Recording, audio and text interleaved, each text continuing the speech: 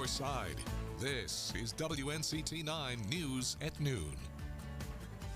Good afternoon. Thank you for joining us. I'm Caitlin Richards, filling in for Julian Dale. And I'm Storm Team 9 meteorologist Zoe Mintz. And happy Wednesday. We've made it halfway through the week, but it is a pretty gloomy day out there.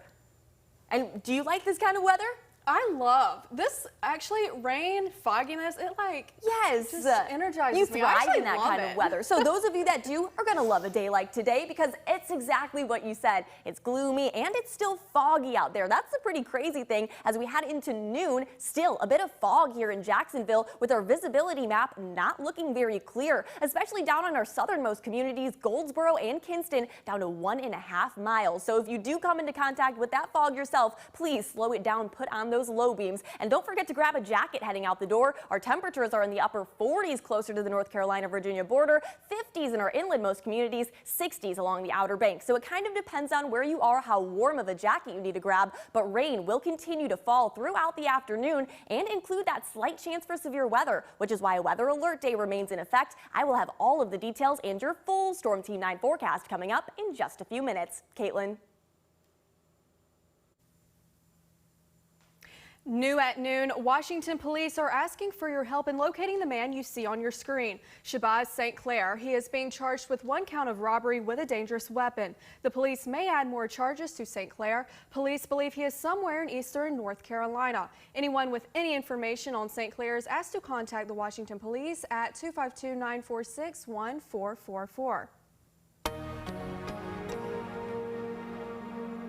Russian forces continue their siege of Ukrainian cities. The battles have forced millions of Ukrainian civilians to flee. Skylar Henry has the latest on the ground in Ukraine and the refugee crisis the war has created.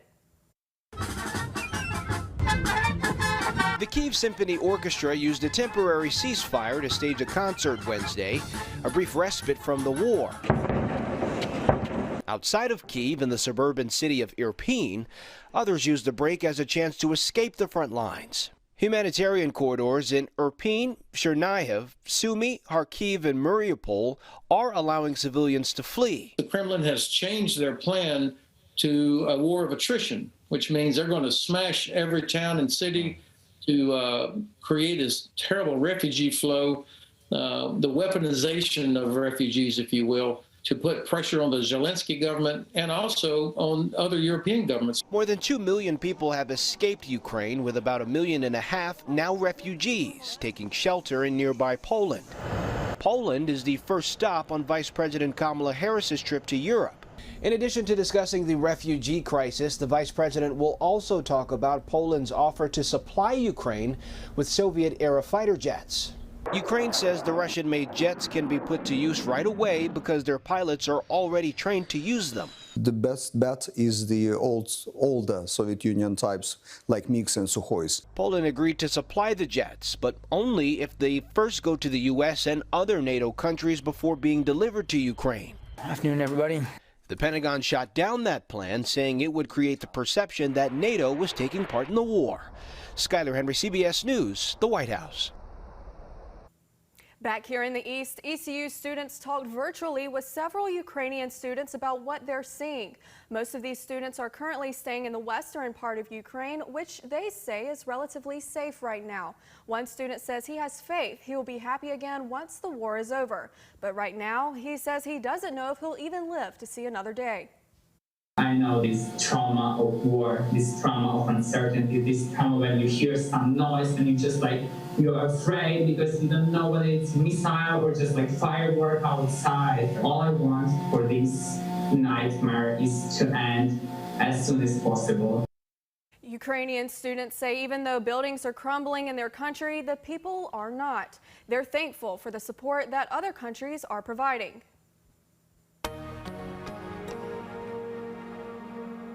Moving to COVID news, yesterday we talked about how GOP lawmakers are pushing for Governor Cooper to end the COVID-19 state of emergency. Here in the East, lawmakers are also asking him to end that executive order. It allows the state to ask for federal funding, among other measures, to help the state's COVID response. District 12 Representative Chris Humphrey is one of the 70 state House of Representatives who signed a letter asking Governor Cooper to end it. Numbers are down. I mean, cases are down, hospitalizations are down. Fortunately, deaths are down. The spread is under control. And we just think it's time to get back to work. And I know Eastern North Carolina, we're ready to get back to normal. According to Ballotpedia, 28 states have let their COVID emergency orders expire. And federal leaders are shifting their tone on the pandemic as restrictions lift across the country. Some are pushing for them to go even further. Organizers of a trucker convoy protesting pandemic mandates met with Republican lawmakers. Senators Ted Cruz and Ron Johnson praised the convoy leaders. Both congressmen say they want the Biden administration to reverse their policies. Just last week, the Senate approved resolutions to end the federal state of emergency and the vaccine mandate for healthcare workers. We shouldn't have mandates to wear masks. We shouldn't have mandates to get vaccines. What we should have is give people good information, and they'll make good informed decisions. Law experts predict the resolutions are unlikely to even be brought up in the House. Even if they passed, the White House says the president will veto them. Across the East, it's out with the old and in with the new. A part of history in Jones County will be demolished with hopes of keeping tourism alive. A Pollux Motel that's been around since the 1950s is officially coming down. People in Polluxville say the Trent Motel used to be a busy spot for visitors, but eventually it became a hub for illegal activity. When Hurricane Florence hit in 2018, the damage was too expensive for repairs and the motel was left abandoned. Now Bender Remodeling is beginning the process of tearing it down and putting in new homes. People that grew up with it here, it was part of their childhood, and it's something that they grew to love as they grew up. But everybody also realizes that with change comes great things. Jones County Economic Development Director John Bender says there are currently no plans to put another motel in town. He says the county is focusing on more other short-term rentals.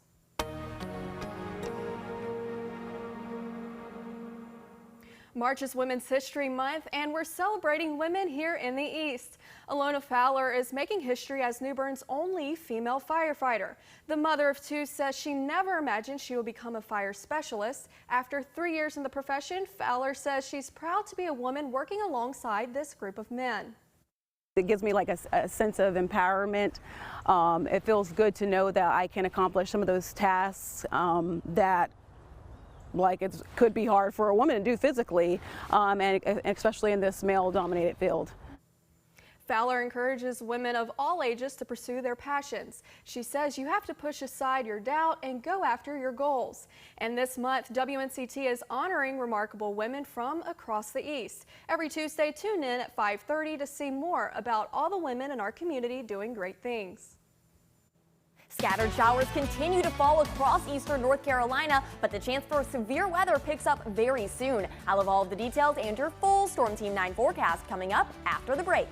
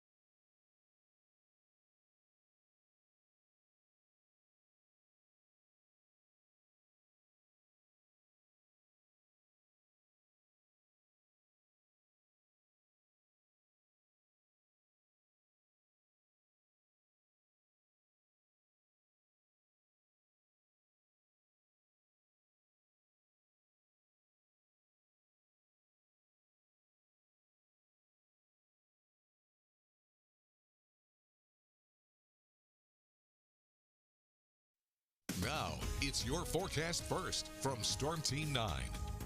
Good afternoon, Eastern North Carolina, and happy Wednesday. I'm your Storm Team 9 meteorologist, Zoe Mintz, and we have made it halfway through the week, but unfortunately, it is a gloomy day. I would consider this day a great day to take a nice and long nap. Perfect nap weather out there. It is foggy, it is gloomy, and it's pretty chilly as well, especially compared to this time yesterday. Well over 10 degrees in our inlandmost communities, but along the coast, it is slightly warmer as our temperatures there still in the 60s across the region, but closer to the North Carolina-Virginia border in the 40s, inland areas in the 50s. So it kind of depends where you are, how warm of a jacket you need. But no matter where you are, I would suggest grabbing that umbrella, as we are looking at scattered showers continuing to fall across the region. But taking a further look out, there is a wide swath of the Florida Panhandle and into Georgia that are under a tornado watch right now. And all of that energy, that severe weather, may be heading towards our neck of the woods, which is why a marginal risk is there for our southernmost communities. Definitely higher as you head down towards South Carolina,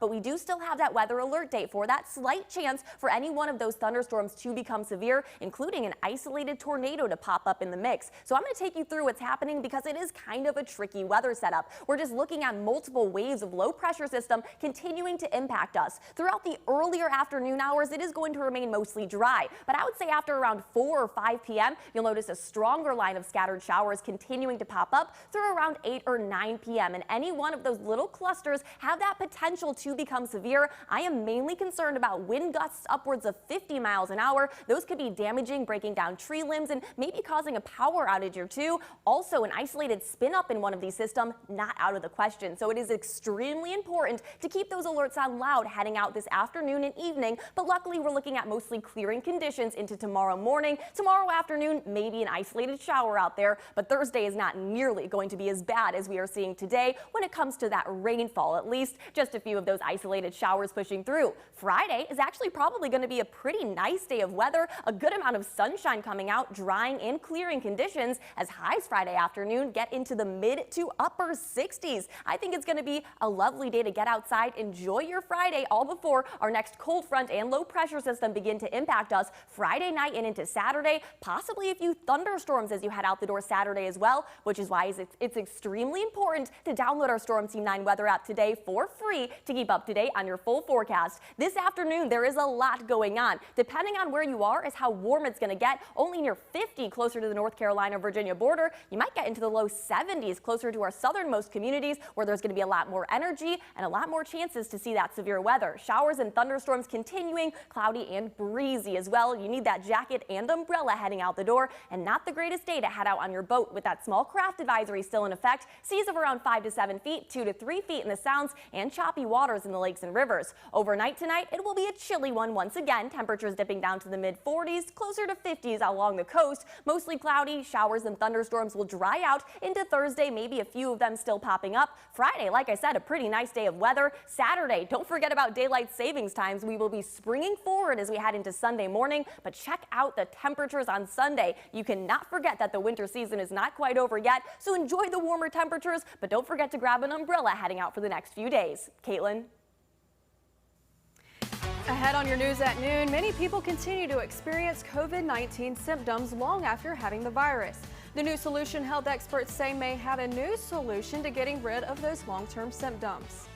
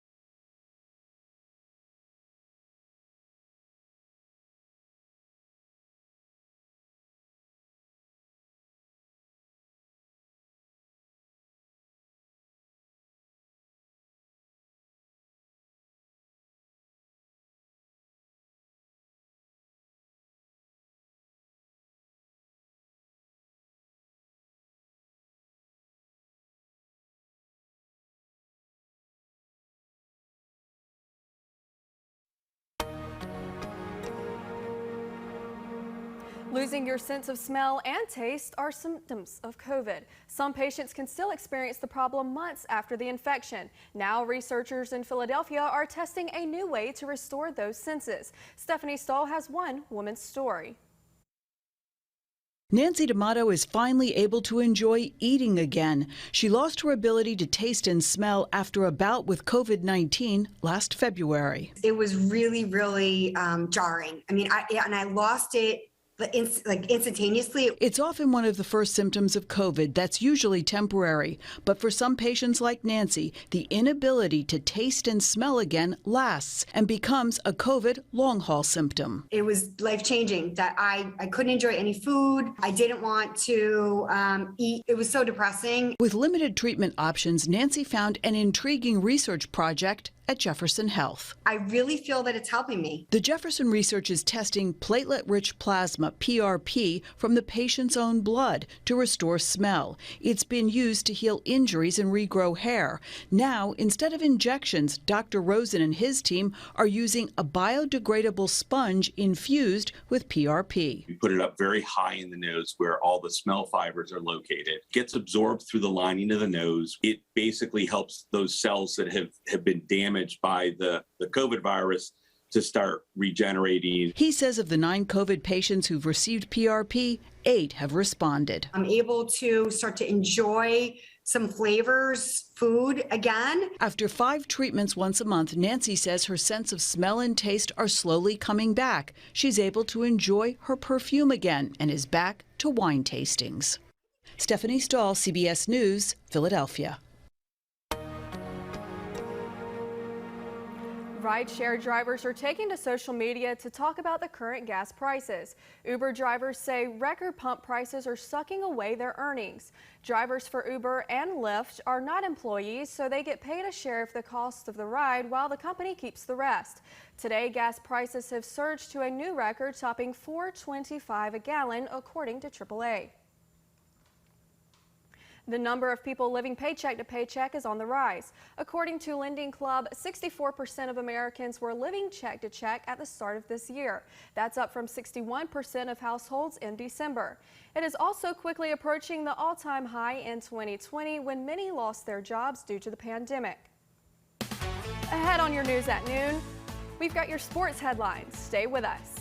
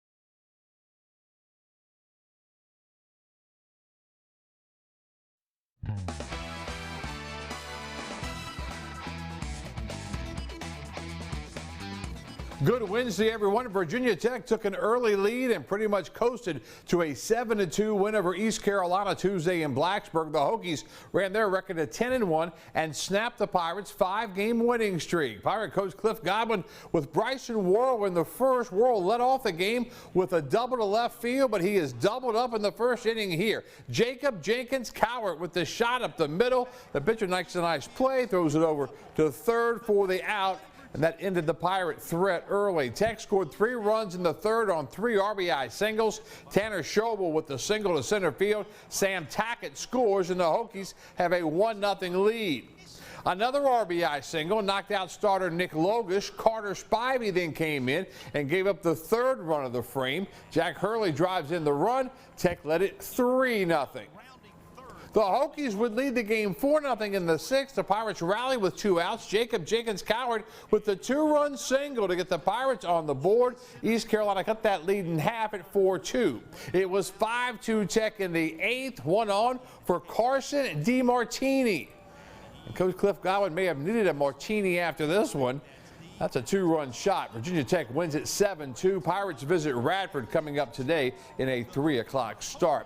Tuesday was day 1 of the 2022 ACC basketball tournament in Brooklyn. And for North Carolina State, it was one final shot at redemption. Clemson, though, put a monkey wrench into those plans, beating the Wolfpack 70-64 to open tournament play. Game 2 of the afternoon from Brooklyn. The former Farmville Central star Jaquavion Smith and the Pack took on Clemson. Smith would struggle in this one. Tigers go to P.J. Hall, and Hall buries the jump shot.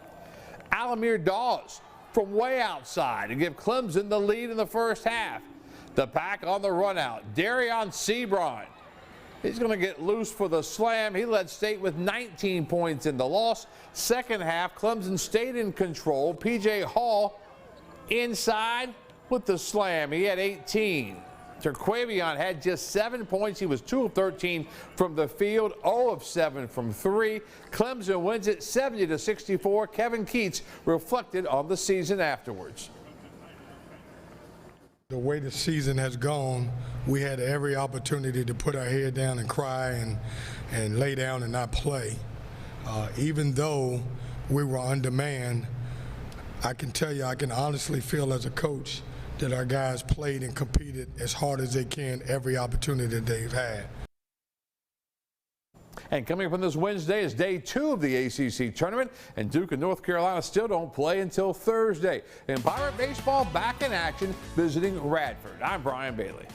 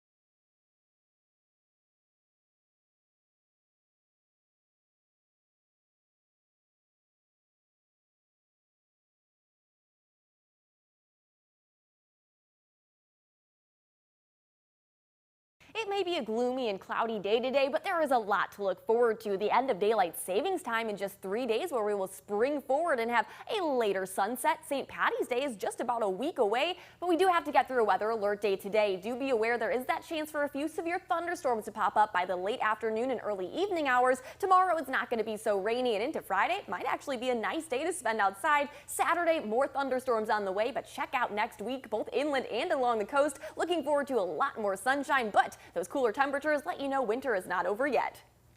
And that's all the time we have for now. Thanks for joining us. Be sure to watch WNCT 9 at 5 and 6.